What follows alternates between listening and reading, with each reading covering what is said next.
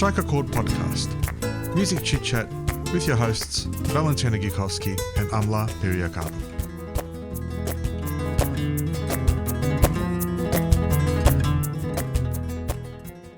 Hey everyone, welcome to Strike a Chord. We are very happy to have Suzie So Blue here, a wonderful musician and among other things, a fashion designer as well, and many other things, which we'll get into. Welcome. Thank you. Welcome, Suzie.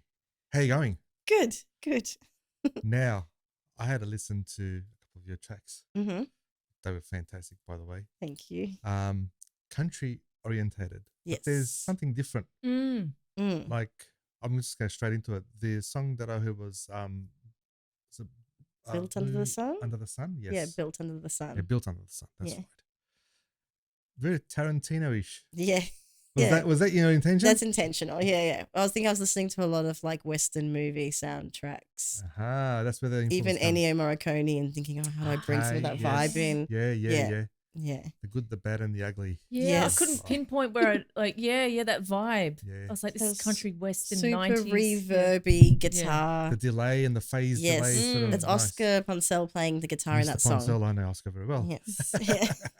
So he produced the track, but plays on it as well. Fantastic. How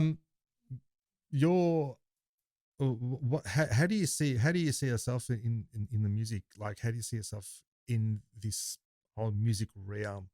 You've got a lot of things behind you, a lot of talents and everything like that. Thank you. So you play guitar, banjo, and probably amongst other things, and you sing as well. So how do you see yourself in there? Why did you get all these things? What's this we grew story? up in a musical family. Okay. So my dad has always played in a brass band, just like your local suburban brass band. Nice. Beanley Brass Band. Shout out to Beanley Brass Band. And so we always wanted to play an instrument like my dad. He played cornet, which is like a mini trumpet. Nice. Cornet's nice. And I so love the from the cornet. get-go, like I can remember being like 5 and going, I want to play. And he's like, not till you have your 2 front teeth. Apparently the pressure on your mouth, he reckons it's better when you're older.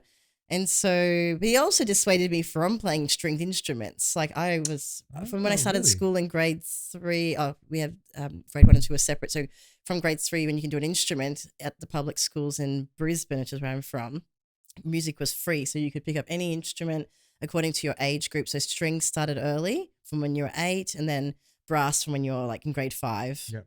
So about 10 years old. And I really wanted to play violin, and he was like, no. And he was kind of like a tough love because he had played strings and he played tenor, what do you call it? Oh my God, I've forgotten now. French horn as well.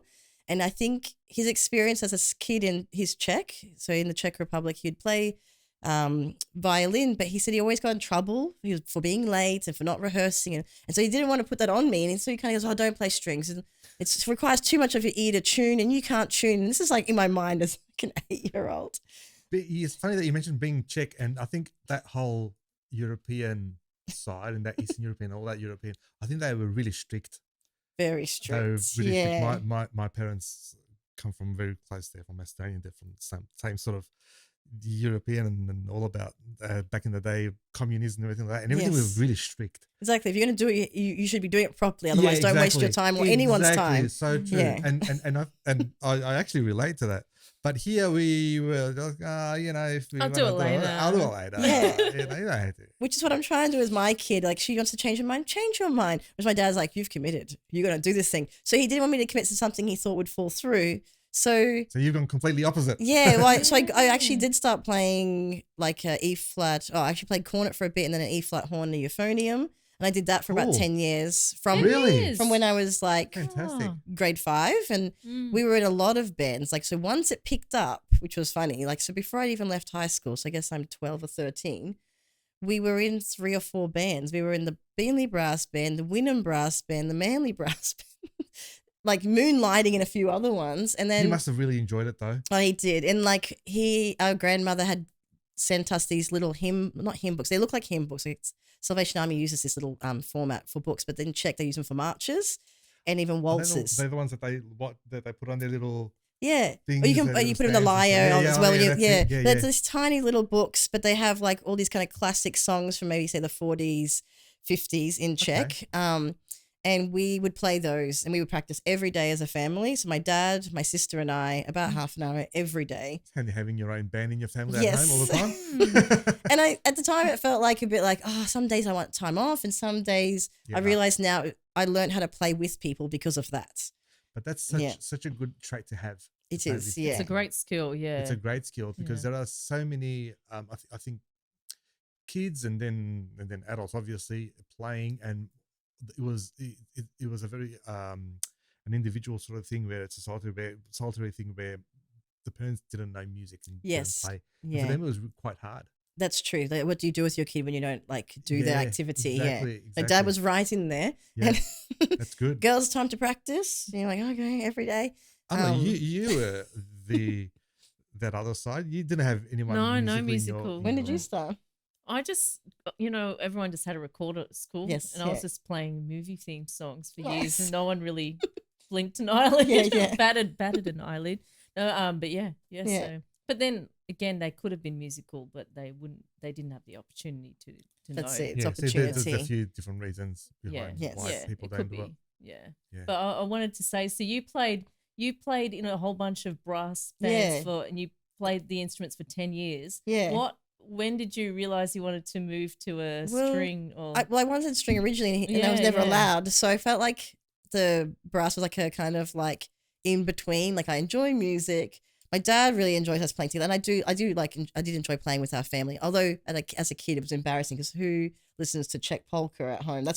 So those little books of polkas and waltzes. Yeah. And we were just doing that as a rehearsal thing, and then one day, my dad was really good. Like we'd go online. Online, sorry, this is back in the day before the internet. Trading posts, which is where you'd buy instruments. I remember the trading and we post. would buy and sell things like to try them out because he was very keen on music. So my sister would buy a drum kit, try it for a month, didn't like it, then resell it. Yeah. And we did that with a few cornets and horns and then a trombone. So I said, I want to learn trombone. And I had it for like a month and I couldn't play it. My arm wasn't long enough to get the last position. I think it was D because we used to play in treble clef. And I was like, I really wanted to play like trombone. So we sold it and this guy came to buy the trombone. He goes, well, can you show us if it works? And so my dad gets all the music out and we all play. And he's like, oh, you guys play. You should come join my band. I'm like, what band do you have? Oh, we play at the German club. And we're like, so now we've joined this German band. And I'm like, 12, 13. We're rehearsing every Sunday in the back room in Brisbane, the Gabba, which is where the cricket happens, opposite the German club. And it's been there for years. It's where people go before games to go drink. It has a huge Oktoberfest. And we joined this band and we stayed in that band for like 5-6 years. Really? All from the trading post? Trading post. Shout out to the trading post. It doesn't exist anymore, I don't think. Oh. No. Why didn't that become the new marketplace? That was the marketplace. That was so the cool. marketplace. For cars and everything. Everything. Yeah. I know. I bought a lot of stuff and sold a lot of stuff as well. I think for share houses and things. I remember like all sorts of listings. Yeah, it was the thing, the place to go. I think it came out every Thursday. That's you go in the morning, you buy it and you see all the new listings and you'd highlight what you wanted to get. And then if you sold something and you didn't pay the fee on the phone because you need to pay for the fee that you sold your thing. I haven't sold it yet. All right, well, when you sell it, just let me know. 3 months later, you still haven't, and I've sold it. I'm guessing we never pay because I don't even know about them. Yeah, it was the same thing. But yeah, good old trading post, bikes, meeting trikes. people. Yes, so I got my motorbike and my first car, like a lot of things. Yeah. I bought my first power amp from there to run my speakers when I was a teenager because I wanted to blow the house off with my speakers, and I bought an old amp, and it was like they advertised it like 600 watts a side and everything. I got it home and turned it on and it didn't turn on. Oh no. Then it turned on and then it turned off and then it turned on and then it turned off again, and then I managed to open it up and fix it a little bit and I sold it to the next gentleman. But yeah, it was a good thing. Good time. Yeah, met interesting people that way. Very interesting, and people that are coming directly to your home, like marketplace, but like into your home, really. But there was no mobile back then, and you can't track these people. You can't see their Facebook profiles or anything like that. So they just arrive. On the landline. Yeah, this is the address. Make sure you write it down correctly, and then they have to try and find your house, and that's another half an hour on top. Oh yeah. So, and in reverse when you want to go and buy something as well. But now, like 35 years or 33 years later, we're still friends with that guy who bought that trombone. Fantastic. Like that's amazing. He ended up we joined his band, and then he joined our brass band because he used to live nearby to our family's name is Bill Deere, and he's an amazing guy. And he played tuba and was so into German music. And ironically, no one in the German band was German. We were the most like European people in the band. And we'd go on these little mini tours to the Outback to play Oktoberfest. And people would be like, they're not German, pointing at my sister and I. And then we'd have this drummer called Bung and be like, they're the most fucking German things we have in the band. You know? Did you guys wear the Yeah, the guys wore the lederhosens, and the women would wear like kind of like frilly tops and then like aprons with flowers all over it. Of which a really good family friend Goldie, who's a sewer, she's Czech. She'd made us all our aprons and everything. Oh, really? Yeah, and so we were always like moonlighting as Germans, but we'd sneak in Czech songs, and Dad's like, nobody knows the difference. Polka's a polka. That's so cool. But it's so from a young age, you're getting to see what's out there, experience something that maybe someone won't experience in their lifetime. And you're 13, 14, you're doing these brass bands and, you know. Oh, it was eye-opening. My dad didn't always come. Like he was, because they had enough cornet players, but for some reason they didn't have enough horn players. I played alto horn in that band, so it translates. Alto horn is kind of shaped like a baritone, and because I played the E flat, they were like, no one wants to play it, can you play it? And so we'd go with like this band. I was like 13, and I think half of them were music teachers, like high school music teachers. I mean, that's all right, Carl, we'll look after her. And I'd go to the countryside, play a gig and come back. And I'm like, and we earned money. I think back then it was like, you do a 3 to 4 hour gig. You've almost busted lips. It was such a full on thing. But get $100, which is better than what we And how long ago was this? Yeah, like 30 years. Yeah, you see? And the pay rate hasn't changed. If anything, it's gone worse. And all my friends are earning $5 an hour at, Big W, and I'm like going on tour to get $100 for a couple of hours. Yeah. I know how that feels because I was like 12, 13 doing the function circuit, doing the Macedonian function circuit. Well, the Balkan, the Yugoslavian function circuit. Nice. Earning a lot of money, a lot more than the $100. And I was at 100 Jacks. Yeah. Do you want fries with that? Repeat double whopper minus the pickle. Hang on, let me let you in on a recorder solo. Your first audience. Yeah. Intercom. But so when did you actually pick up a stringed instrument? And which one was it? Not till about 10 years ago. Really? Yeah, really not till many years later. And it wasn't even that I picked it up. So I kept playing brass for ages, and then when I hit high school, I was really embarrassed by the sheer size of my euphonium. I was a very skinny, tiny kid. Like I was so scrawny, and I had it was too heavy for me to carry, and so my dad had rigged it up to this weird trolley he'd welded together. And I was like, as you do. I was like, I can't start high school with this thing on my back. Yeah. It's so embarrassing. And I'd already been going to high school in primary school because they had no baritone players, so I would go as a primary school kid in the wrong coloured uniform, play along, and I said, when high school starts, this is over. So I changed to flute. Oh, you did I was like, flute? I could That's right. Yeah, I could hide my flute in my backpack. No one needed to know. And everyone's like, but we need a euphonium player. I said, no, I'm playing flute now. Basically taught myself how to play flute by having, get the fingering chart in the kit when you get one. And I was just like going, okay, C, memorizing. I picked up some bad techniques I still have. And then, just flute at school, but euphonium outside of school for all the German Czech things we were doing. Yeah. Wow. And that just went on for years. And then when I finished, we kept going to we had a monthly Czech gig as well that we did even when I moved out of home and moved into my share house. I went overseas, came back. We're still doing random gigs here and there for Oktoberfest. And then I moved to Canberra. And Why? For a public service job. I got okay. like a graduate. I was going to say, it was going to be for music. Why?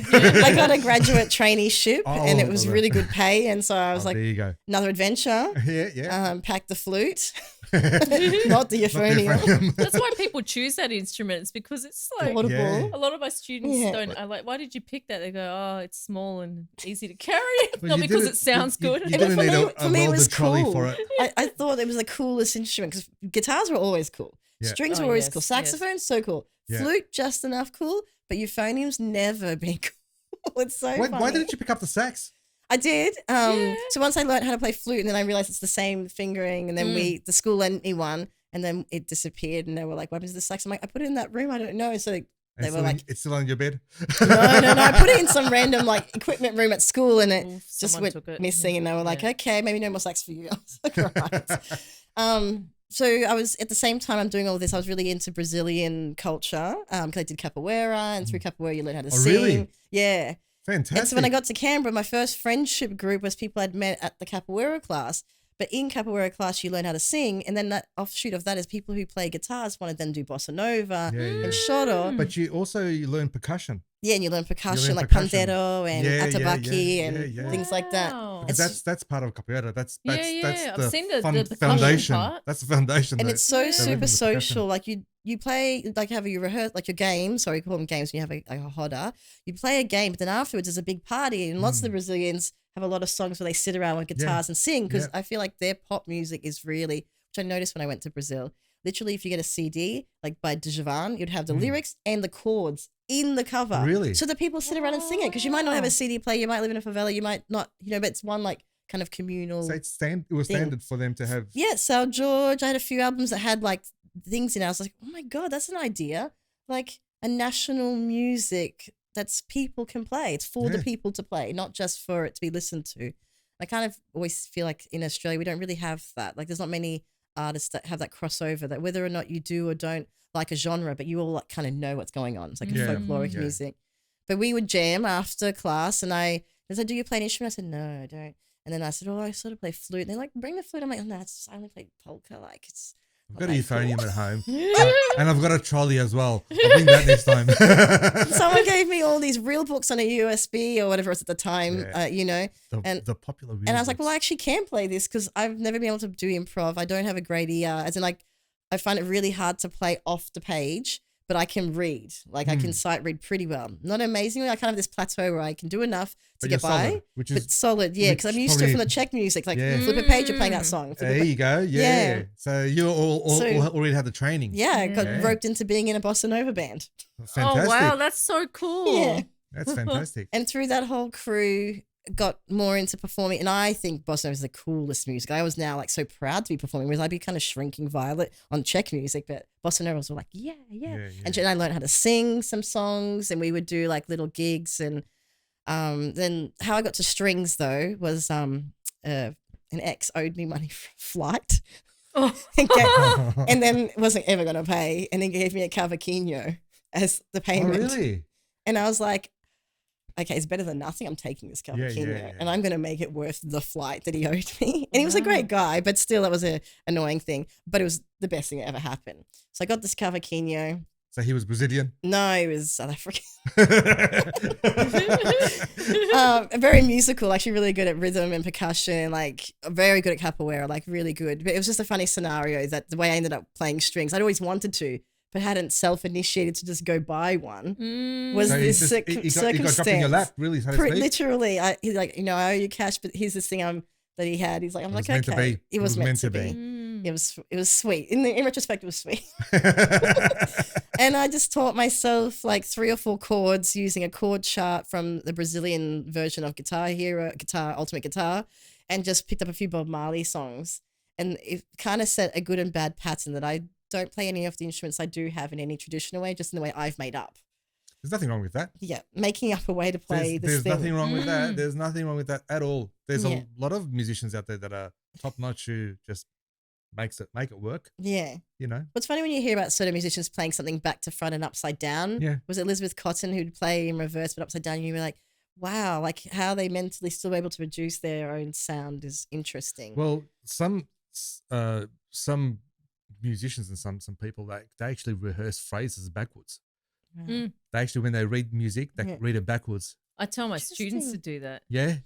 For memorizing it, or it's a combination of, because a lot of kids struggle, or just I do too, with patterns and playing things quickly. Okay. Yeah. So if you can play it in as many ways and variations as possible, then you're going to have it up here and you're not going to make mistakes. Yes. It's a great thing to do though. Yeah. I've never tried that. I should try. Not only that, you actually come up with some things that you think, I can probably use this in my own music or use this live. Definitely. Or as a bit of a, not a challenge, but and it's a different sound. You know? Yes, yeah. You wouldn't figure playing something backwards, you know. No, it sounds impossible. I'm like, okay. Maybe But playing a Czech polka backwards. Oh my God. I'm sure it sounded like that to most people anyway. And also because in the Czech polka, I ended up being on horn, which has no melodic part. It keeps the offbeat because every instrument. So yeah, so I'm but I would fall asleep. I'm like, okay, back and I'm still going, you know. And so, which kind of lends me to how I got to the style I like is that I'm really into reggae and as well. But country music for me is a very offbeat kind of music, and I hear it in the polka. Really? And I can feel it in what I'm doing now.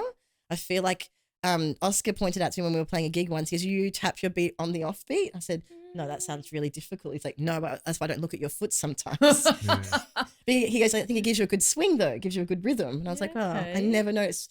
And I'm kind of trying to correct it. So sometimes I'm all over the place. I'll start on and then be like off. Yeah. Yeah. That's what I do too when I play.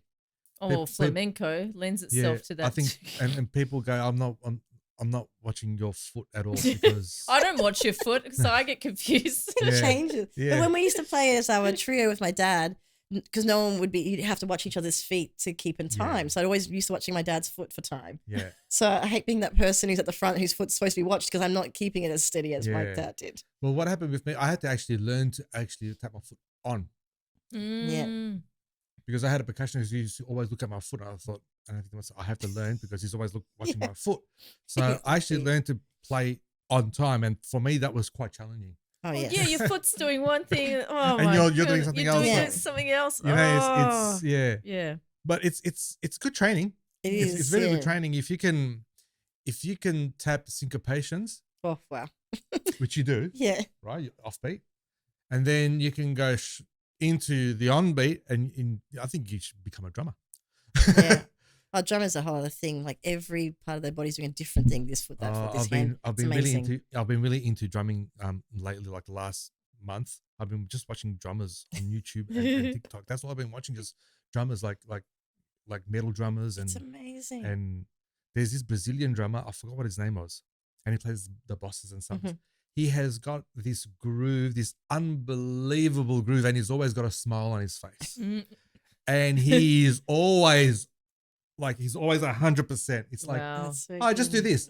And he was just going and just do this. Yeah, just do that. I'll break my fingers if I do that. I'll probably dislocate my knee.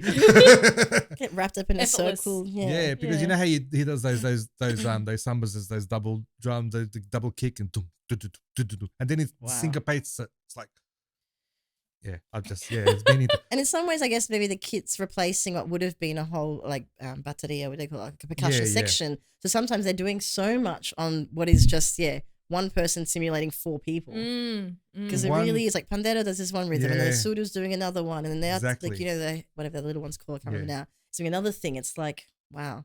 But I think all of that South America or Latin America, however you want to call all that, has that connection where they've got a lot of percussion. They've got ensembles of percussionists, right? And then what happens? They go into jazz, and then they bring a drummer in it. That's massive. The arrangements are massive, but you're looking at just one doing clave, and then there's three, four different versions of clave. You know, it's like. But if it's not there, you notice it. But when it's there, it's perfect. When it's wrong, you also notice. I used to complain at Capoeira, like, why am I always on the go-go? Like, I want to play berimbau. And that's what the maester had said to me, like the master, what you call the teacher. Is if you play that wrong, we'll all know. So while it seems like the most simple instrument, it's like it's kind of like rock. You'll know. It's like it's just like dunk dunk dunk dunk dunk dunk. 4 hours later, dunk dunk.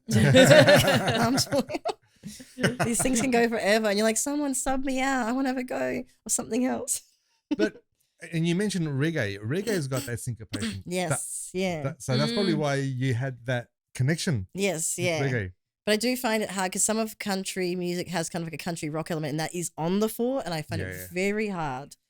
Like, for example, we were doing on the weekend House of the Rising Sun, and I tend to do this kind of version, which is very similar to how Doc Watson, we were doing Bob Dylan's lyrics, but a real country-like offbeat way, because the actual one that the Animals do is kind of like a 6/8. It's like runs Yeah. through it. But I find that really hard to sing and play to. I can sing to it, I couldn't play to it. It's So a shuffle. It's like a shuffle. It's very on that one. Yeah, so I'm more like, there is Dunga Dunga house. Off the That's beat. great. But That's fine. That's fine. That still Yeah. works. You can put your own flavor on it. You have to put your own stamp on things. But once I had the responsibility of playing and singing, I was like, okay, it's a whole, like you're setting the rhythm and the vibe and Singing and playing, I've always found that quite challenging. Some people who can do it properly, fantastic. It's credit to them. What's your approach? How do you find when you play and sing? Do you feel it? You jump in and feel it? Or is there a bit of a strategy behind there? When it's a new song and I'm trying to learn the lyrics more than the rhythm, I will play a really set rhythm that I'm very comfortable with. Yep. And then I'll use that as kind of like a basis where it's like almost mechanical. I'm just doing it. I'm not listening to it. I'm just playing and then try and sing over it. But the flip side, if I'm learning a new rhythm, I'll pick a song I'm very secure in. It's usually that very first one I learned on the cavaquinho. It's a Bob Marley song called Talking Blues. It has 3 chords. I know it inside out. So if I want to try a new roll, even if I want to try a waltz, like I will change the rhythm up on how I'm playing, but have that song. So your mind is kind of going, just get the words out. It doesn't matter if it's in tune. You're just like singing this song, talking blues, but try and variation of your rhythm. And I use I've kind of like a go-to song for like a rhythm thing, and then kind of a go-to rhythm for when I want to learn a song. So when you're doing it, you're actually learning different phrasing, with the lyrics. Yes, and it coincides with the rhythm, Yeah, and I don't have a lot of phrases. I must say I probably use about 3 or 4 things in different tempos, and it sounds different. The ones that work. They're the ones that work for me. And that's interesting. It's quite a good strategy. Yeah, I wouldn't have thought to do it that way, but that makes a lot of sense. Because at some point I feel like when you're performing, I was talking about this today with George, who's the bass player who I'm currently have as a double bass player. And I was saying sometimes I'll be in the gig and there's so much going on in my mind. I'm worried that I haven't actually sung or something. Like I'm like, you have to really, because not just once you know your song, of which I know most of my song, for our 1 hour set, I know them all off by heart. So I don't have to look at the lyrics. But when we start doing 2 sets, there's like 3 or 4 I'm not so confident on. But I'm at that same time trying to listen to the drummer, trying to listen to the guitarist, also trying to be really present so that they can see that we're engaged. I'm not just playing, but I'm like, hey, like, solo and, is this guy like, drifting away or is he in like, Am I drifting away? Yeah, exactly. But then also going, is the audience engaged? Am I being too distant from them? Like really connecting with people. Yeah. It's hard to do that. It's very hard to do it constantly. And your mind is like a chatter. And then you have to go, remember the next verse is about to start. Remember to signal the end of the song. And remember, this is your song. Yes. Like you've arranged it, you've composed it, this is your song. And then you forget everything. It's funny how that happens, isn't it? The second you start, it's like a blank slate. And you're like, where did it go? Yeah. What am I going to have for lunch tomorrow? Oh, yeah. What is the meaning of life? What's the meaning of life? Yeah. Why am I here? That's what you're I think I left the oven on. Yeah. Oh, am I trying to get the sound guy's attention? And will he understand with my eyebrows enough that turn it down, dude? Like, because the things when you're playing, you got no hands free. And the sound guy has gone to the toilet. Oh yeah, They're never there when you need them. Well, they're there. I've actually had an incident, not a situation where I'm trying to look for the sound guy. I can't see him anywhere. He's right in front of my face right there. But because I was so engaged with other people doing you see, your eyes don't actually see, it's your brain sees. It's your brain wanders. He's right there. He was right there. I go, where were you? He goes, I was right there. Yeah. The whole time. He goes to me, I saw you wandering off with your eyes. He goes, I didn't know you were looking for me. Always, yeah. But so how do you find the difference? Or not, there is a difference, but how do you find like performing live? You do a lot of gigs, right? Just started doing a lot, yeah. I think it's like what do people say? Like one live performance is like 1,000 rehearsals, and so I feel like I'm really forcing the live gigs to kind of like expedite that ability to do it. But when you do your live gigs, is it all the same material, all the same act, all the same genre? Or do you, because you play a lot of different genres, a lot of different things, do you mix it up? Or do you just stick to what you're doing at the moment? I'm trying to really keep Suzie So Blue as a particular vibe. Sometimes random things will happen. Like we played the Wesleyan and we'd done our whole set And then someone goes, encore. I was like, oh, there's no more. That's we practiced those 20 songs. That's it. And then like Oscar goes, but what about like, Best I Mucho? I'm like, I don't want to bring jazz jam tunes into this space. Best I Mucho is the standard that everyone goes to. Because I go to a jazz jam on Sundays at Ragtime, and there's a few songs that I always do because it's in their actual real book that they use for the thing. In the real book. And so we did it, but I never hadn't planned with the country band to end my set on Best of Mucho. You can though. We can. I know that song quite well. I know the lyrics enough. See, that's what you were saying about before, knowing a song and then playing with it. Being able to play with it, and I happen to have on me two amazing players that also remembered the chords and everything. And I think Oscar knows Best I Mucho. He knows it very well. Oh, yeah. We've actually played it together in a 5. Oh, in 5-4. 5-4. 5-4. Yeah. Even play with the time signature. Great. Yeah. Wow. That'd be It's a interesting. great song though. It's a great It's been song. played to death, but I still love it. We've played it. Yeah. And I played in mariachi, so that's another version as well. It's a timeless. My favorite one was the Cesaria Evora. She's like from the Ivory Coast, and she does such. Oh no, she's from Cape Verde there. Sorry, and she does such a great version. It's the first one I heard a version outside of like Latin America, and I was just like, wow, she's just. Yeah, it's amazing. I've played it in a rock version. No way. Yeah. Oh, and I didn't know there's not a metal, not death metal, but in a rock. There's French lyrics. There's French lyrics and English lyrics, and I'd never heard the French or English before at Ragtime. And I don't like the English lyrics. I can't even remember how it goes. I've never heard the English. It just doesn't go. French, yes. English one. Kiss me, my darling. Yeah. My dad used to sing it in English. He used to sing it a few times, like the wedding circuit. And I used to say to him, don't sing it in English. He goes, that's good because I can't sing it in English anyway properly. So he just reverted back to Spanish. So your dad plays music and sings as well? Yeah, he used to. Yeah, he was my mentor. So he played all his life, and that's how I sort of got into all. What did he play? Guitar. He played the guitar. Yeah, but he played and sung. He sung like in 6 different languages. Whoa! He played and he sung as well. He did the 70s and 80s and 90s here in Melbourne when it was. There was a lot happening. That'd be the best time to be. I so wish I was 20 in the 70s. Yeah, that's where like just hitting it in its stride with the funk scene, the soul scene, even the reggae, everything that would have been going on. He'd done a lot of restaurant gigs with roaming gigs when no one would do it. So, but he got to meet a lot of famous Melbourne musicians back then as well. You have this chat and all of a sudden he'll rip up like a name and you think, Jimmy, he goes, I played with them. I didn't know that. Yeah, a lot of things you don't know. But yeah, he at one stage he was playing 7 nights a week for years. Wow. So he was really into it. And then shit went down. And it's a hard thing to do 7 nights a week. I can't even imagine being that gig ready. It's almost not even, you wouldn't have time to rehearse. You'd just be gigging. Yeah, he wouldn't rehearse. Like he would, and he'd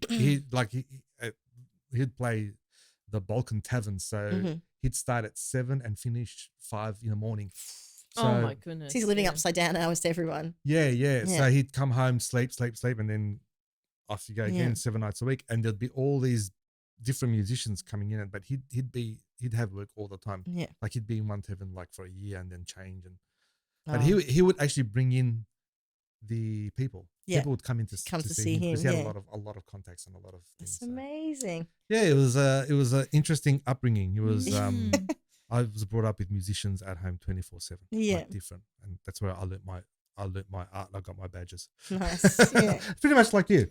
Well, you both had very similar family bands. Yeah, and playing with grown-ups. Playing with grown-ups, you're not there just having a garage band with your mates. You're actually doing gigs at 14. That's true. And there's an expectation that you're going to be professional too. You can't. There was always that. You can't flake out and have a meltdown or whatever. It's like not allowed. You got the next beat coming and. No, well, my dad actually went that extra step. Like I was playing guitar, and at 13, 14, he goes, "Oh, you know what? Here's a synth. This is what you're going to be playing from now on."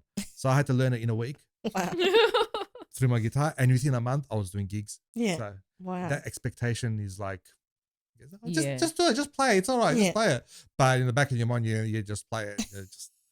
But it gives you a different sense of appreciation for what you're doing now. Yes, yeah. And when I see other musicians just playing, it's like there's so much work that goes into that 1 hour, 3 hour gig, whatever it is. It's just It's because you're what's behind perfecting things, it. and you want to perfect things. It's not. It's you're not doing as a hired gun or as a session muso, right? Yes, You're yeah. especially if you're leading the band, you want things to be quite tight and quite Oh yeah, organized and yeah. musically choreographed. Yes. you Talking know? about that also today with George. I was saying because of the fashion side of things, I find it really hard to let go of an expectation of how we should not just sound but look, because I'm aware of first impressions with clothing so much so. But I also, it's exciting when you go to jazz jam and you see some guy in like tracky dacks or whatever, looks like a skater, and then he rips out this best bossa nova thing you've ever heard. Yeah. You're like, there's something about being unassuming and then impressing someone, but it's very rare that you're given that opportunity to then impress from looking not like the genre you're in. So Correct. I find it eases it if you arrive already as a package, sort of like, I don't know if it's a thought out look. And it's trying hard. I'm trying not to have like a pastiche of a style, but enough that people go, oh, this person's putting on a show. Like it's now a show. It's not like she's just rocked up, but she is doing something. It's like I'm appreciating their time. Yeah. Yeah. But it actually it goes to show that, and the people actually see that they're making an effort too. They're actually, I'm coming to see this performance, but straight away when they see the stage and they see you, they think, oh, okay, this is going to be something different. Yeah. I noticed that when I play my flamenco shows and I have the dancers come up and they're all dressed in these fantastic outfits, and that actually people actually just, they don't talk anymore. It's like, oh, it's like it's arresting. It's like, oh, this is happening. Yeah, exactly. Yes. And whereas if you just come in and you're just going to do a gig, but it's hard because lots of musicians, they're trained in music. They're not trained in the visual arts, and fashion and or fashion. And so for them, they just want to be taken on the merits of their playing, and that's what they hold should be valuable. Yeah. And so it can almost, and it happens in Australia generally, not just with musicians, but like generally it's seen as frivolous or like silly to think about how you dress, when actually it's serves another function. Yeah, and it's quite functional. I think you're quite right there. I think you're on the ball. And I have a couple of friends who are quite eclectic, and they dress left field. So they've got an image, or they dress like, but they still dress for the occasion. Because imagine if like I played that Czech polka and I didn't wear the frilly top, and I just wore, I don't know, not even a sundress, like tracky dacks or something. Yeah, people would be like, oh, that's interesting. It'd be like almost quirky or a token thing. Yeah. When you wear it, it's like, oh, this person is serious. Yeah, they mean business. They mean business. They mean polka. An example is Amla and the mariachi band. If they don't wear the suits and the sombreros, forget it. No, we're not a mariachi band. No, exactly. No. And it doesn't matter. It's hand in hand. That's true. And it doesn't matter what music you play. You're going to play it in that sense, right? Yeah. Because Alejandro plays everything, right? Yeah, but he's got the mariachi thing going, and he's ripping it. So yeah, you're spot on. You're 100%. It's so hard to get people. So, like my band's really good. Like I'll make suggestions. Like, oh yeah, we'll do that. Thanks. But I kind of do this thing before we have a gig. I always text everyone: no logos, no sneakers. Actually, let's keep white on the bottom of our feet to a minimum. Because really, once you step on the stage or in that corner of a room, you're conveying a story, and the littlest of thing can take people out of that story. Correct. And also, as musicians, we can't afford photo shoots. So every random person that takes a photo and posts it or tags you and you want to reshare it is putting out there an image of your band. Yep. And so many times, some of the photos I use for when I'm trying to get a gig is a photo that someone took in Castlemaine, and I'm just so happy that day we all dressed in a way that suited that environment so well. And it's really sweet. Like a co-player, I think it was Les, had brought 2 shirts just sweetly to check which one do you prefer. I was like, thank you for taking it seriously. Yeah. You not only sound good, but now you look really good too. See, I used to make an effort with that as well. Like, black pants, shoes, and you have to wear a shirt on stage. I've actually gone the other way now. I'm taking it more casual now. It's like it's going way more casual. Honestly, I can't be fucked. Yeah, but that's a different thing. But when you look at, it depends on the type of gig. If I'm doing a solo gig and I'm doing a gig where it's in a local or something like that, I'll go more casual. Yeah. If I'm doing a gig that is involved in a bigger band and it's more of a show thing, I'll change. Yeah. But I think sometimes it's in those gigs where you're by yourself and stuff like that, I think if you're put in a corner of a place, and it's not a corporate gig, it's just in a restaurant, so people aren't gonna know, and people aren't even gonna take your photo. People aren't gonna know that you're there, right? So it can be hard to know how to connect sometimes in those because I DJ as well, and sometimes the DJ booth is in the bar behind a wall. Oh. And you're like, surely if you're going to have a vinyl DJ, half of the appeal is that you'll see that we're playing vinyl. Usually I only find out when like it skips or the needle slides across and they're like, oh, hang on, that wasn't just You could probably do it from home. But there's a Remote work. there's a warmness to the records and a real person playing. But I put in effort even there to make sure that even from the side past the wall, that people see. I make a point of bringing the record out and putting in the thingy and they're looking at people when presentation. Yeah. But I think it helps to connect to people. Yeah. Because there are so many good musicians, a million times better than me, but they might find that thing hard, and I don't find that hard. I find the playing hard. So I think if I can, to my strength, I'll try and play to my strength of engaging with people. But you've got that added thing where you also have your fashion, right? Yes. So you also engage with people through that, not only through your music, but through your fashion, through another pathway, another angle. Yeah. How does that make, and it doesn't make the music even better for you? I think it does. I like knowing that approach. Even just doing our gig posters, because I think everyone's using Canva at the moment to make a poster, because every venue now wants you to also make posters, not just make music. You make posters in your social media. Yeah. Using like the skills I learnt to design, like visual elements, like contrasting colors and the placement and how much white negative space there is around things, and just all this kind of simplifying images and what am I like? What font do I use? I think about that. I'm like, oh, I'm going to play a gig at a bar that's like a saloon bar, but it's an afternoon gig. But we're a bit country, but we're not that country. I really think even about my font. How do you come up with the answer? I will scroll 1,000 fonts. I find one that conveys. It's going 100 miles in your head. It's like 100 miles an hour. I'm really down to that. Colors.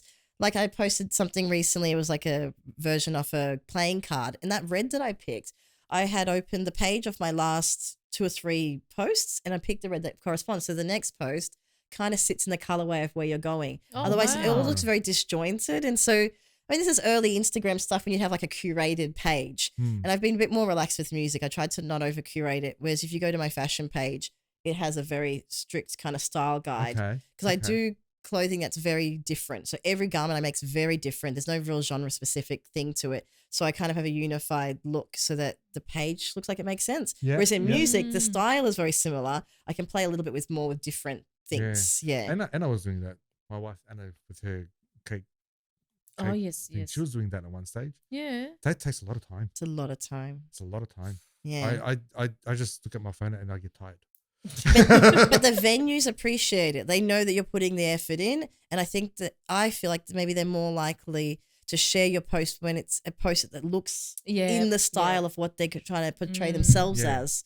But I think it also depends on what sort of band you're in, and what you're doing, what music you're doing. Like with me, it's like if I'm doing the flamenco show, they want to see the girls at the front. They want to see the girls with the.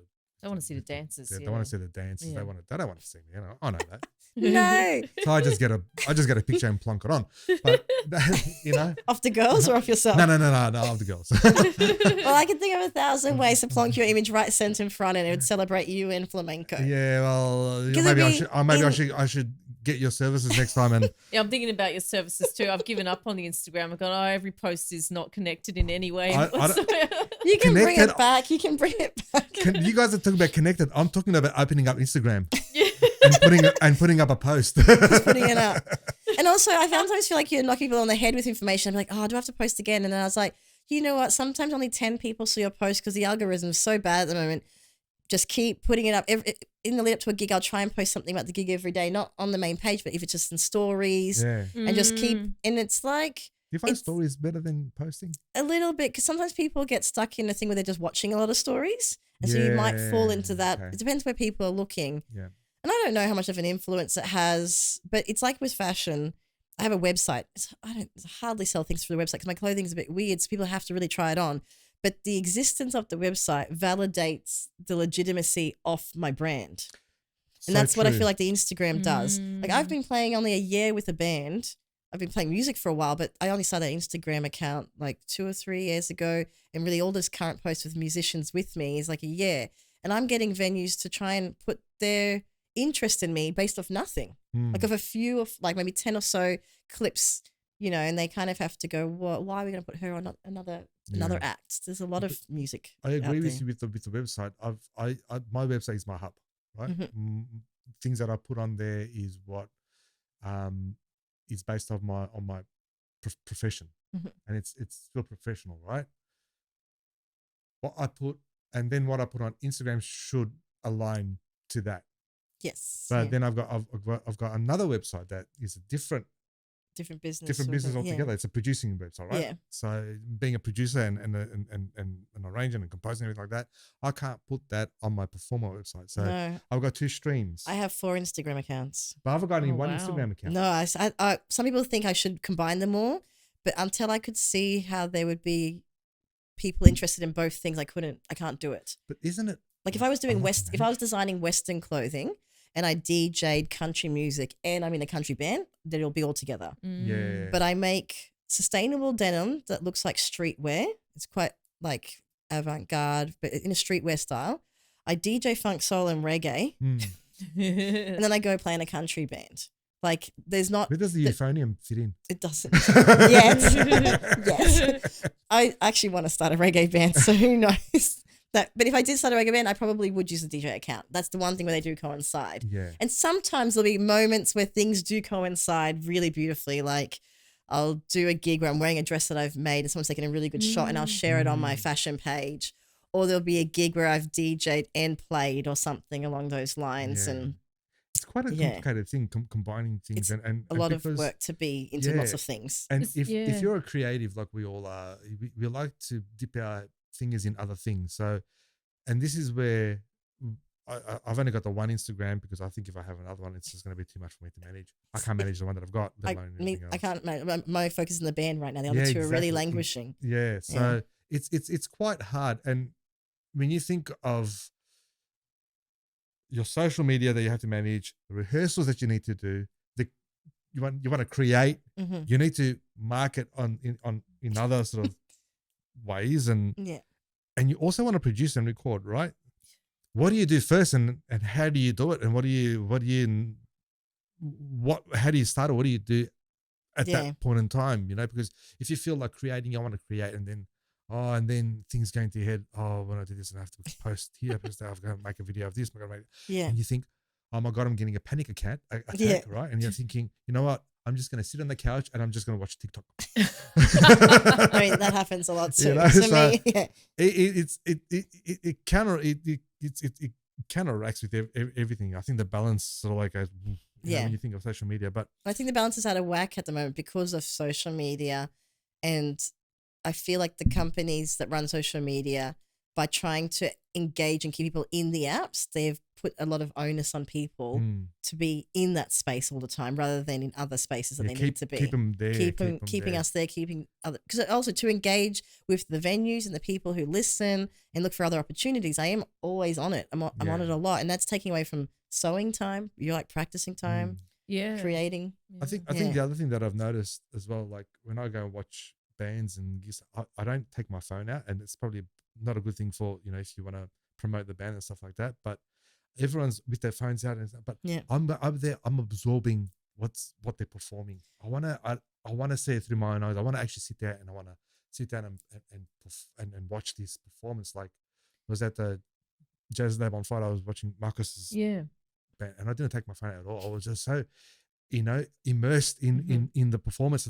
It's like you forget to take your phone out, and it's like that's what it's all about. I always have my phone out.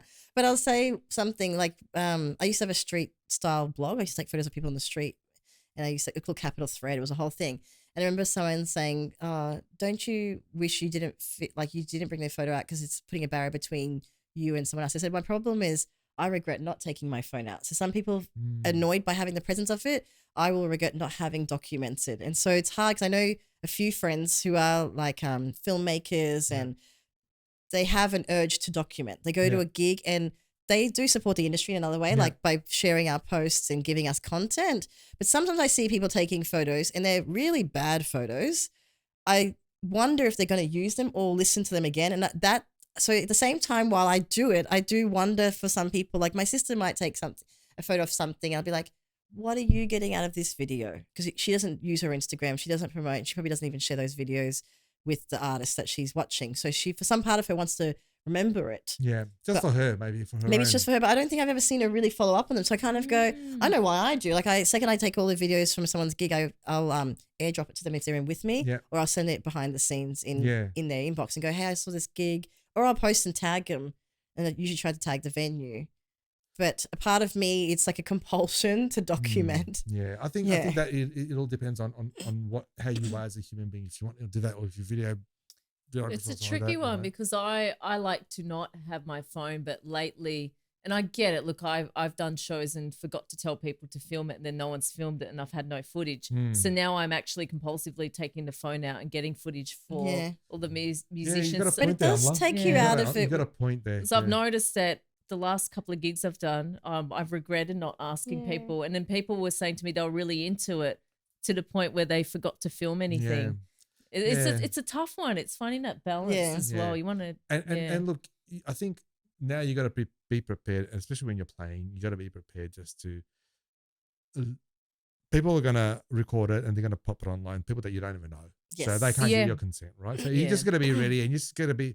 I think your expectations got to be like this is going out online. This is people are watching it here, and unless it's someone that you know, and they're going to ask you, you know, you want to put on. I would never have a look first. Like when you asked me for Le Monde when I was singing in Spanish, and I wasn't quite sure, and she goes, "Oh, I should put it on." Okay, no, don't put it on. I mean, I thought it was fantastic, but anyway, I sent you the videos and then deleted them off my phone. I didn't have to delete them. Oh no, I mean for storage, but because you got that problem. But it is hard because I do like to just listen sometimes. I mean, this ticks in my brain. So I was at Jazz Jam last night. I kind of told myself mentally, like, if you're going to film something, just film a minute, but listen to the other 10. Like, because they have these long things. So pick a good moment. So often I'll start listening to someone, see like, okay, where they're headed to. Okay, I'm just going to grab a verse and a chorus and then stop and then put it away and then really listen. Yeah. So I sometimes just forget to take it out. I was like, I just you're forget. in it. Like, I've done that too. You're really in it. And then afterwards I'm so sorry I didn't take any. But to your credit, I was really immersed in your performance. That's what people were saying to me though. They were like, because I thought it was just shit. I just think it was shit. I'm like, really? Were you actually? They're like, yeah, I was listening. I'm like, I reckon they would be immersed in it.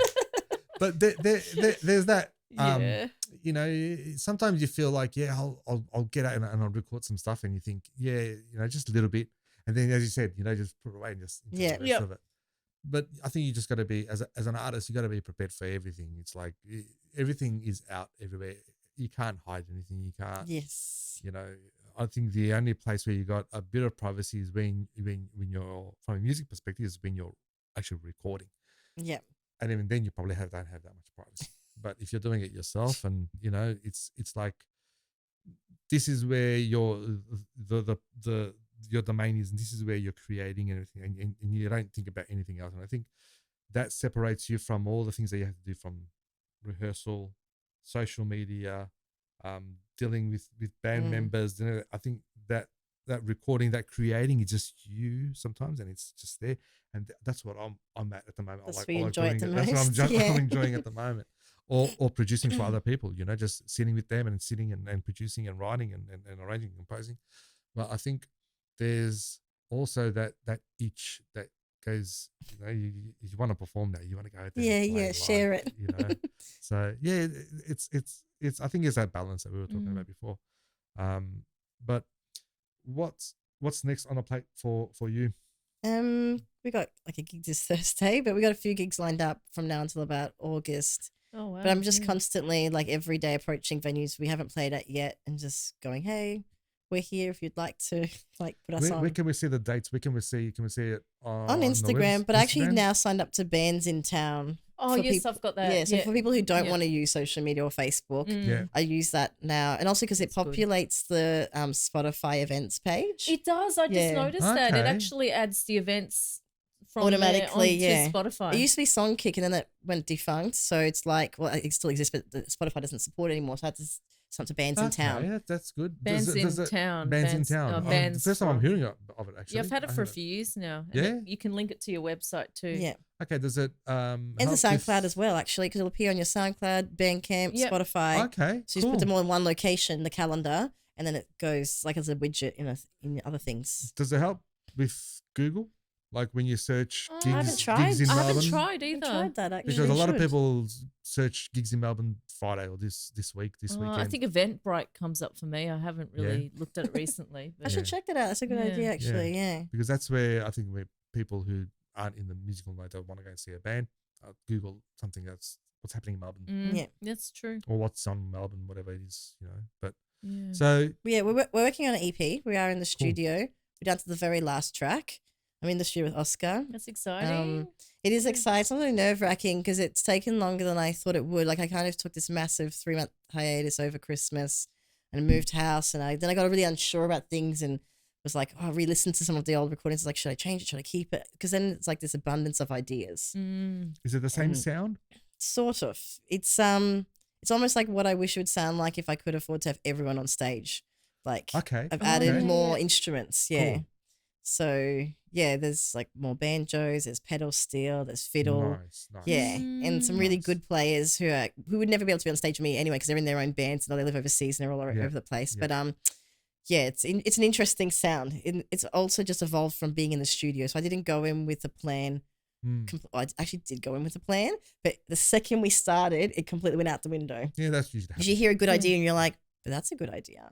And like you hear something else, like, well, that's also a really good idea. And so you start going down these like tangents. Yeah. Like, what if we tried that thing at double time and did this at half time? And Been there, done that many times. yeah, But that's exciting. It's very exciting. That's probably the best part of being in the studio, having all that, all these brains, and you know when you're working, you think, oh yeah, this is, and you want to capture everything. yes, And then you go into the studio the next day and you think, nah, this one, yes. yeah. You know. Oh, the amount of times we sit in the studio and I'll be like, I want like a horse trot, and Oscar plays so many instruments, so he'll like get out these different clavers and things, or like what do you call it, horseshoes, the cowbells, tap it out like no, more like a, not like a, and he's like tapping it out. We record it, and we're like, no, record it again, and we'll spend. And he sometimes look at me like, this is tedious. I'm like, yeah, but I'm so particular with some things.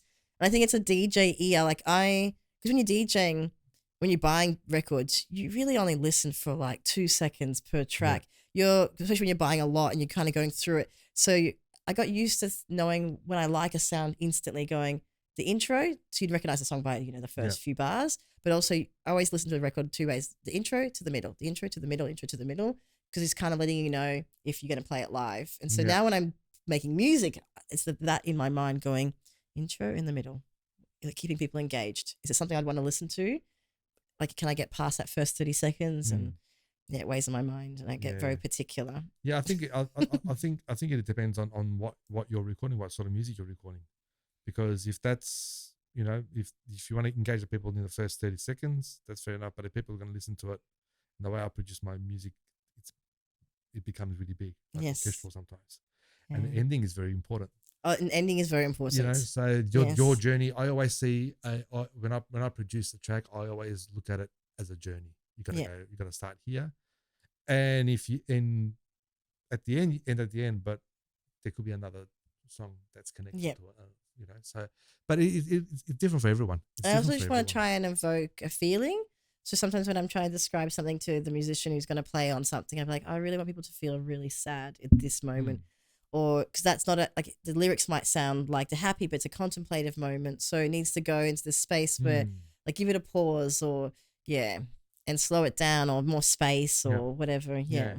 Or sometimes I'll have suggestions like people are like, it's really like monotonous. Like I do a lot of really simple chords. I have lots of songs that are just 2 chords. And I've had suggestions like, maybe you should throw in like a major there or maybe you should add another chord. This one would in this whatever scale. I'm not very good with the musical theory. Like, but that's an opposing chord that would work really well. I said, oh no, that feeling of relentlessness, I want you to feel that because that's what the song was about. It's feeling like a kind of mundane pressure. So if the song starts having a relief moment, it should feel treacherous or like you're trudging. So you build, it's like when you listen to like Afrobeat, there's building these songs over 10, 15 minutes.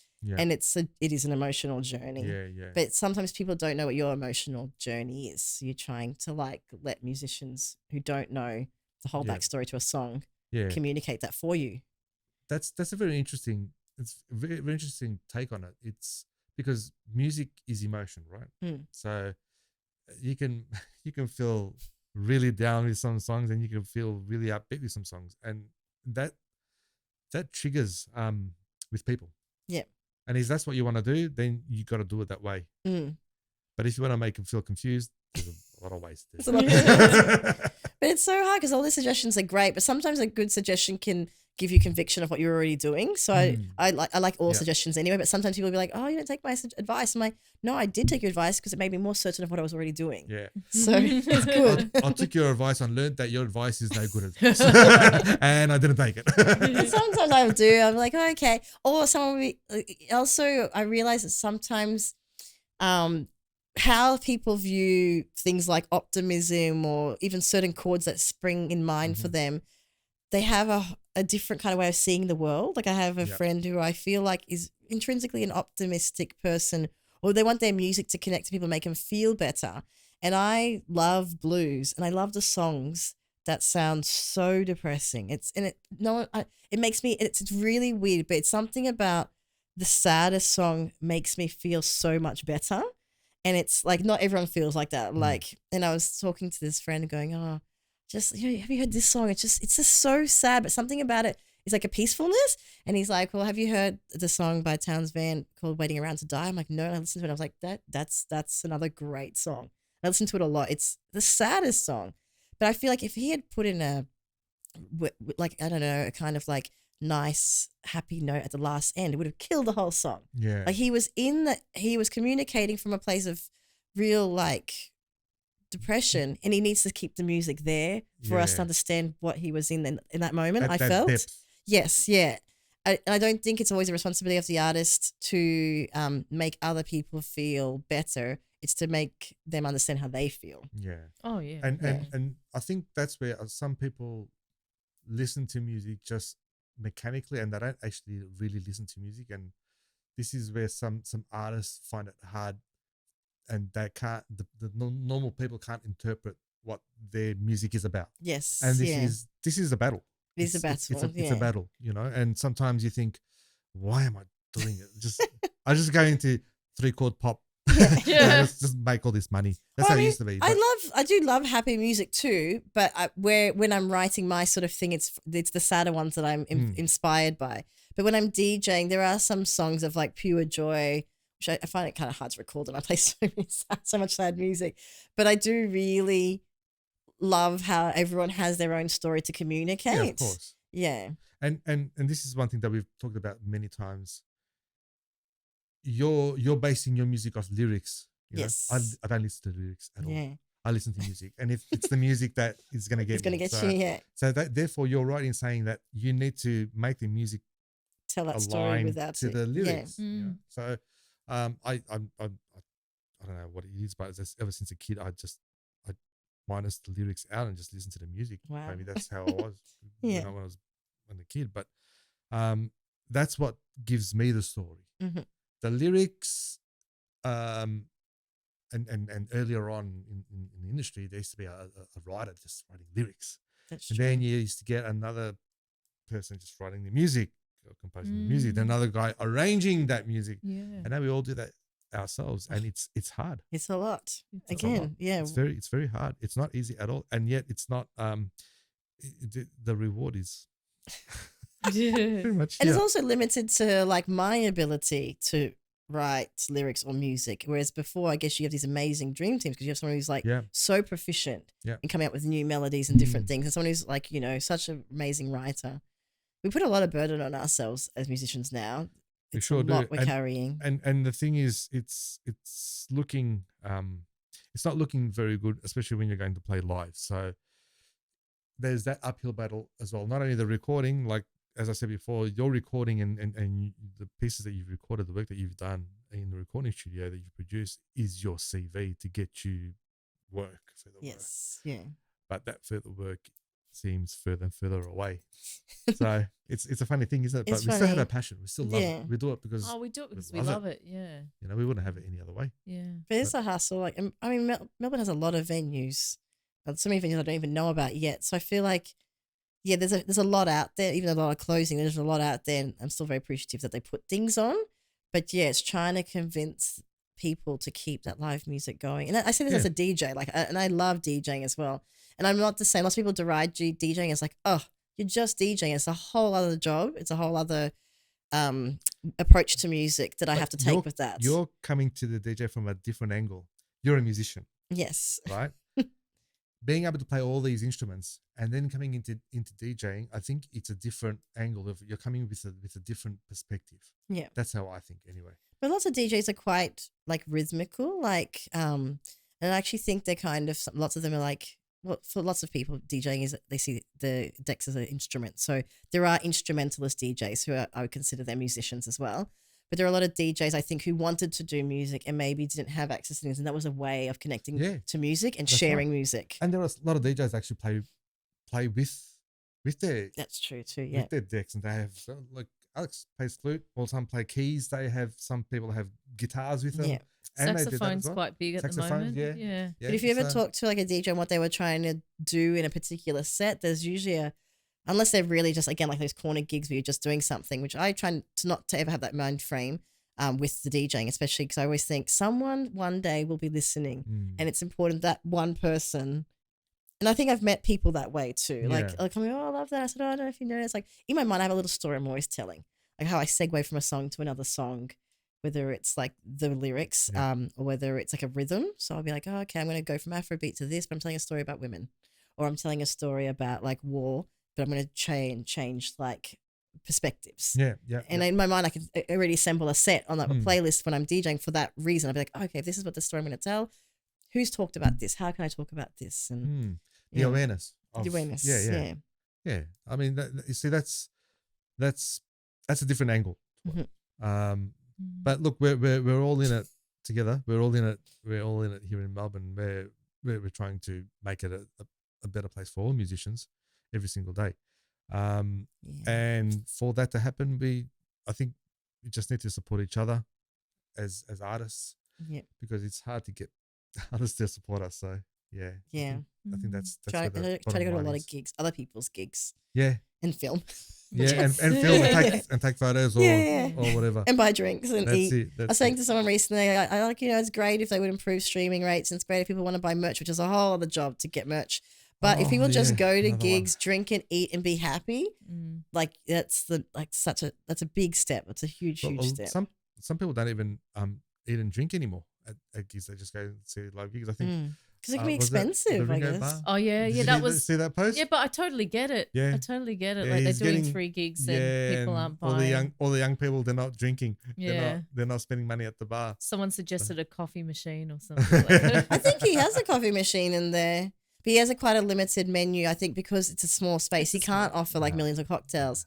And it is a very small space. He has to maximize what he can have happening there. Yeah. I love that place though. It's really good. But I think what probably is a suggestion for that place is to maybe get someone who does just that part of it, like try and get more people in it and just say, look, all right, you're going to get, it's not going to be a $10 entry. It's going to be $20 entry, right? And that percentage is going to go to the bar, or do it, the other way around. I used to think they should do the other way around. Like take percentage off the bar to the musicians. No, I think it probably should be the other way, because you're helping the venue. And you're getting your cut, but you're actually helping as well. And then maybe that is converted to a drink or something like that to actually go to the bar to help, because it's not, sometimes we oversee with the venues, we as musicians and creatives, we think, oh, it's only us, but we need to help them as well. So maybe there should be some sort of agreement where, and that's a small space. So really it's an intimate venue. Yeah, you could probably charge a bit more. You can, because if you go and you go to an intimate venue, say in the States, it's going to cost you more money. Yeah. Right? They're right there. You're not, on the other side of the room, but everything's right there. And I think maybe they should charge a bit more. Like the people who are playing there should charge more per ticket. And I'm quite sure that if people really want to support you and want to watch you, they'll come and pay. And then on top of that, you have a fee for, Or, it's a hard one. I don't know. Yeah, it's a hard one. I think at the moment people are quite strapped for cash, and the cost of alcohol has gone up. And so maybe for kids, they're like, well, I'll drink before I go out, or I won't drink. They don't drink. Other things, you know. Yeah. So maybe it's offering other things. Yeah. I think your offering will help too, because I'm currently on lemon lime bitters, so I'm not helping. Well, for a while. But still that is still you're purchasing from the bar, right? It helps, but if you're also trying to avoid sugar, like for a while there, I was like, I also wasn't drinking. I was like, I'll just have just tonic water, and after the evening, I'm like, I've had so much sugar. I'm like wired. I want to have a kombucha or a coconut juice. But then again, a venue that size can't have a million different options. And so it's like you're torn about how to you can't cater to all of Melbourne, right? No, exactly. But Melbourne is changing, and I think kids are changing as well. So but somewhere like, you look at the Retreat, it's a huge venue, but they literally run 3 separate, four almost, you can consider the bar upstairs, but 4 separate spaces with 4 different vibes. Like I've been in there, played the front room in an afternoon, done the country vibe. You got like the people who sit at the bar and have like, a few local beers. The middle room, which is a bit more like saloon-like, and people a bit more rowdy, but the back room's playing house music. All these young kids are out there, they're young, under 30, and it's a whole other vibe. Same venue. But it's a massive place. It's a massive venue. But they found a way to cater to 3 different markets within one space somehow. Yeah, but I think they've got people that work on that. Oh, they do. They have a booking team. Yeah, when you're a small venue and you've only got you, it's hard. It is and hard you have to see that thing. I think that's where you just have to work with the venue, and the venue has to work with you have to work together. So but thanks so much for being on the podcast. Yeah, thank you. It's been great. Meandering discussion. That's the whole point. We just the whole point. We just sit here and chit chat, musical chit chat. That's it. And beyond. And beyond. Yeah. As I said before, and as Amla's pointed out a few podcasts ago, it can be a therapy session as well for some. Yeah. We just No, it's so important. I feel like you guys having this, because it's also like stuff for us to share about us existing. But having people just recognize that we exist is really nice. Yeah. So I appreciate it. And we're all in the same industry, so we want to, as I've said many times, I created this podcast to get some sort of awareness and some help as much as we possibly can, especially with Melbourne musicians and local artists and stuff like that, and just getting it. It is a slow burn, but if one person sees it and thinks, it's good, well, it's one person more than there was. Yes. So, but thanks so much. Thank you. We'll put all your links so people can find you on. Thank you. We also want to mention our sponsors. Yes. Cake Eclipse. Yeah. Today we've got pumpkin bread, but it's fully loaded with chocolate chips. Yes. And also Music Pro Services as well. musicproservices.com for all your producing needs and tutoring and therapy sessions, mentorship. I'll come and clean your house. No, I won't. But yeah, thanks once again. Thank you. And we're having to have you on probably in the future as well. Yeah. But wishing you all the very best with all the projects they have and all the gigs. It can be very demanding work. Yes. Fun, demanding work. Yes. Till next time. Ciao.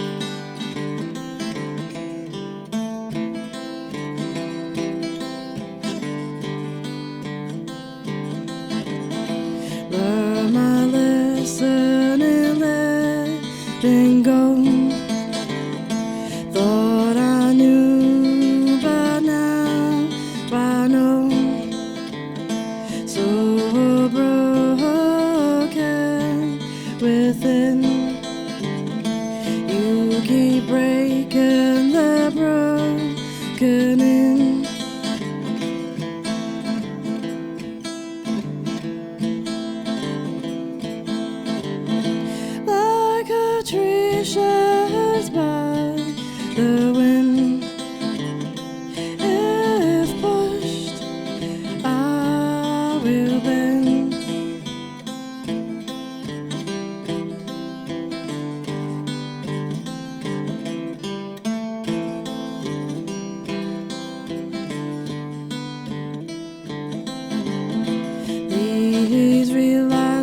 oceans that we have, these boundaries we can't cross. I know you better than I know myself.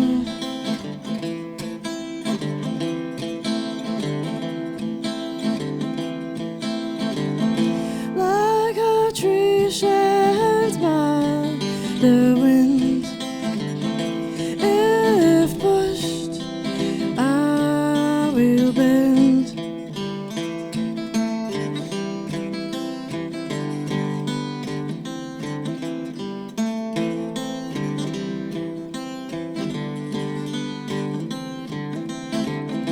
I see your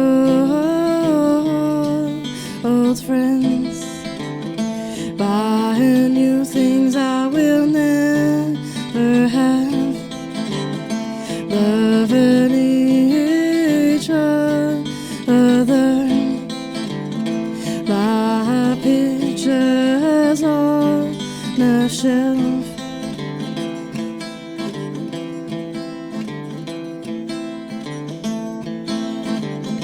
Like a tree shaped by the wind, if pushed, I will bend.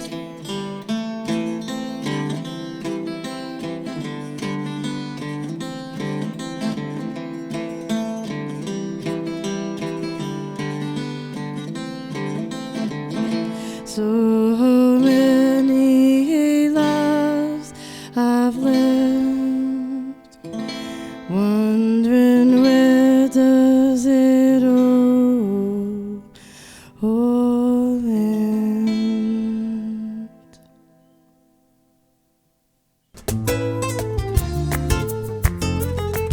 The Strike A Chord podcast, presented to you by valentinoflamenco.com and amlamusic.com.